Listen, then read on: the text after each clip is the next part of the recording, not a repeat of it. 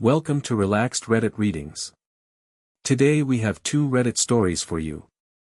Reddit stories that will make you question everything about relationships. Story 1. I'm secretly overcharging my coworkers for rides.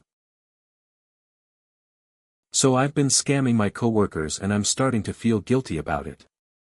Here's what happened. I'm 22 and I'm literally the only person at my job with a reliable car. A few months ago, 2 of my coworkers started asking me for rides because they either didn't have cars or didn't want to spend money on Uber. At first, I said yes because we worked the same shifts and honestly, I felt bad saying no. But then it became this daily routine where I'm waking up earlier, driving completely out of my way to pick them up, and using way more gas than usual. They would occasionally offer me like $5 or $10 for gas, but it wasn't even close to covering what I was actually spending. So here's where it gets messy. I started telling them gas cost more than it actually did. Like, if I spent $20 on gas for the week, I'd tell them it was $35 or $40. They never questioned it and would split the fake amount between them. I figured it was fair because I wasn't just covering gas anymore, I was covering my time, the extra wear on my car, and honestly the inconvenience of it all. But last week, one of them mentioned to another coworker how expensive gas has gotten and quoted the price I'd been telling them. Our other coworker immediately said that was way too high and that I was probably mistaken about the prices. Now they're both acting weird around me and I think they're starting to figure out that I've been inflating the costs. The thing is, I don't even feel that bad about it because they were basically using me as their personal chauffeur service. If they wanted to take Uber every day, it would cost them way more than what I was charging them. Plus, I never asked to become their full-time driver. But at the same time, I did lie to them about the actual cost, and now I'm worried they're going to confront me about it or worse, tell our boss. Part of me thinks I should just come clean and explain that I was trying to make the arrangement more fair for everyone. But another part of me thinks they should be grateful they were getting rides at all, even if I was making a little profit off of it. Am I wrong here for charging them extra without telling them? Story 2. My parents think I should marry my childhood crush who rejected me. So my parents are trying to set me up with a girl who rejected me years ago and they're calling me delusional for not being interested. I'm 26 now, and for context, my parents have been good friends with our neighbors for years. They have a daughter named Serena who's also 26.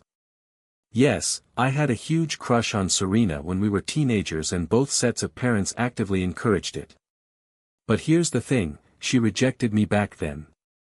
When I think about it now, I honestly cringe at how awkward that whole situation was. I moved away from my job and rarely came home because I got really busy with work. The last time I visited my family was about 2 years ago, and I barely saw Serena during that trip. But apparently, while I've been away living my life, my parents have been having some very interesting conversations with her parents. Last month, I came home for a visit and my parents immediately started talking about Serena. They kept mentioning how successful she's become, how beautiful she looks, and how much she's matured. I was polite about it but didn't really engage because honestly, I'm over that whole childhood crush thing. Then they dropped the bomb. They told me that Serena's parents had mentioned she's single and that maybe we should reconnect. They said both families think we'd be perfect for each other now that we're adults. I was pretty shocked and told them that ship had sailed a long time ago. I explained that she wasn't interested in me back then, and I'd moved on completely. Plus, I'm actually seeing someone now, though it's still pretty new so I hadn't mentioned it to my parents yet. That's when things got weird. My parents started insisting that teenage rejections don't count and that people change as they get older. They said I was being stubborn and that I should at least give it a chance because our families have always wanted this to work out. I told them that was exactly the problem, that they were more invested in this idea than either Serena or I had ever been.